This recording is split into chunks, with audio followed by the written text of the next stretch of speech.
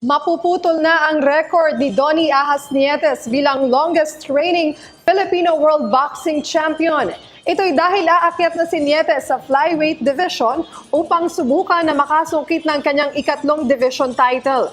Ayon kay Ala Boxing Gym patron Tony Aldeguer, nakakaranas na ng hirap si Nietes pagdating sa pagkuha ng 108 pounds weight class, kung kaya't minabuti na nito na umakyat ng timbang. Si Nietes ang defending WBO World Light Flyweight Champion na kanyang naidepensa ng 9 na beses sa huling 5 taon.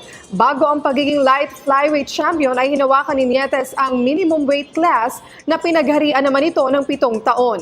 Sa kabuuan ay 8 taon na naging 2-division World Champion si Nietes, kung saan nabura nito ang 7-year uninterrupted reign ni former World Junior Lightweight Champion Gabriel Flash Elorde. Samantala, nakatakda ang flyweight debut ni Nietes ngayong September 24, kung saan makakalaban ito si former world champion Edgar Sosa sa StubHub Center sa Carson City, California.